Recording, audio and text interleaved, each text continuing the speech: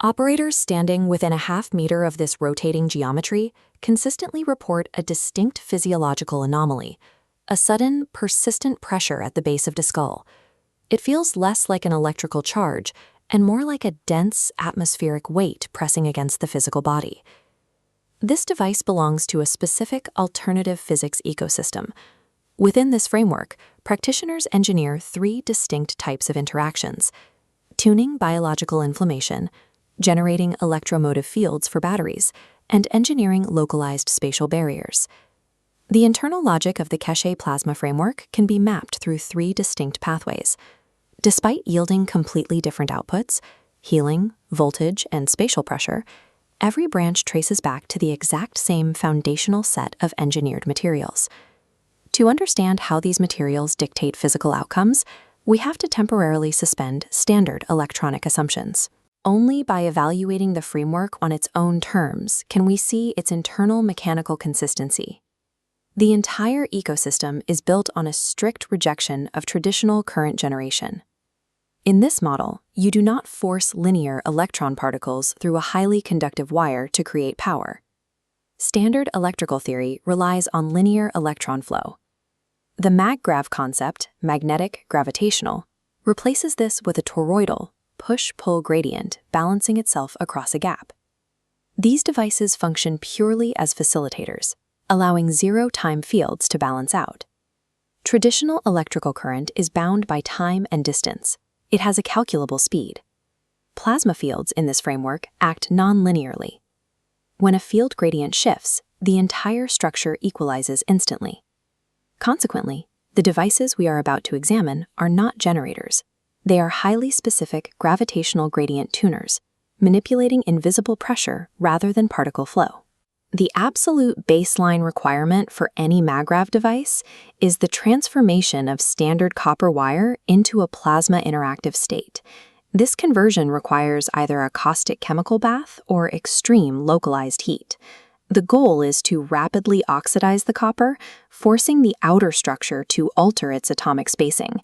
The result is a brittle, black, nano-layered surface.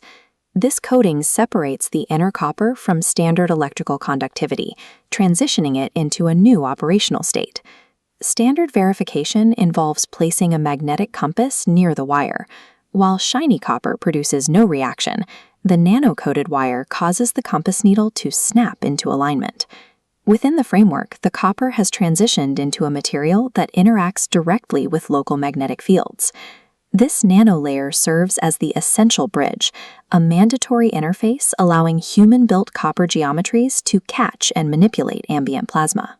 Once the copper is coated, the system requires an operational substrate to drive the fields. This fuel is called GaNs, an acronym for gas in a nano state. GaNs is precipitated by suspending specific combinations of nano-coated and raw metals in a saturated saltwater bath, collecting the resulting sedimentary fallout at the bottom. Three isotopes drive the system. White CO2 GaNs is the neutral biological baseline.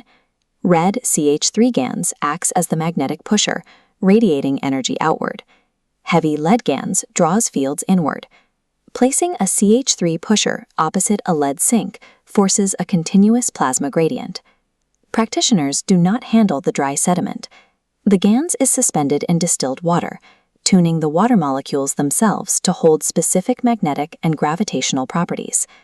Manipulating the physical proximity of these distinct tuned waters is the core engine driving every device in the ecosystem. The simplest geometric application of these gradients targets biological tuning. This is executed through a static linear device known as the health pen. The construction relies on strict winding ratios. A central, tightly twisted copper rod acts as the core, completely enveloped by a heavily nano-coated outer coil. Because the nanolayer operates without time delay, placing the pen near an inflamed physical injury allows the ambient plasma field to instantly interact with the dense energy of the biological trauma. To function, the device requires an external sink to capture the excess field energy. Routing a nanowire from the pen into a grounded jar of heavy lead GaNs establishes this path. In this framework, biological healing is treated as a localized plumbing problem. You are designing a grounding mechanism to siphon excess highly concentrated fields into a heavier metallic trap. When the objective shifts from biological tuning to energy storage, that tight linear coil architecture fails completely. A high-yield plasma battery requires a different geometry. Tight linear winds are insufficient for catching a plasma charge. Instead, nano-coated copper is woven into micro-braided, fractal-like bundles. This woven architecture forces thousands of field intersections. Each crossing point acts as an interaction node, multiplying magnetic gradients until they merge into a unified charge. However, MACRAF capacitors share a predictable failure point. If left isolated, the plasma fields naturally seek equilibrium. Within 2 weeks, the battery stalls out entirely. To prevent equilibrium, practitioners introduce a 50 or 60 Hz alternating current via an inverter. This AC signal acts as a continuous disruptor, constantly shaking the field out of balance. The effects of this disruption are highly measurable. In working group tests, a depleted lithium-ion scooter battery actively recovered its operational range simply by being placed in physical proximity to an AC-stimulated GaNs field. Sustaining an electromotive plasma field requires constant artificial destabilization. Without that rhythmic AC disruption, the zero-time gradient achieves equilibrium and drops into a dead state. The apex engineering challenge of this ecosystem is the star formation spatial reactor, the device responsible for the physiological pressure anomalies. The kinetic variation of this reactor utilizes thin, lightweight glass spheres. These are mounted to standard PC cooling fans using rubber O-rings to ensure perfect alignment, and spun at roughly 3,400 RPM. The star formation geometry requires a specific tetrahedral arrangement. 3 base spheres rotate clockwise, while a single apex sphere rotates counterclockwise. Inside, waters are precisely stratified. The heavy lead sink sits at the dense center, while the red CH3 pusher occupies the outer edges. Practitioners claim that this specific physical rotation of dense pulling fields against light pushing fields forces the local environment to fold, generating a localized physical plasma dome. But the mechanical rotation is actually secondary to the fields themselves. The exact same spatial anomaly can be achieved through a static configuration with 0 moving parts, using a series of nested glass jars. In a static reactor, the layers are arranged to maximize field pressure. A central jar of heavy lead GaNs pulls inward, while an outer layer of CH3 pushes outward, generating a toroidal vortex around the structure. By isolating the heaviest gravitational pulling elements at the core and forcing the lightest magnetic pushing elements to the extreme perimeter, the divergence between the 2 extremes generates a self-sustaining spatial vortex. Because plasma fields are invisible, builders rely on observable environmental feedback.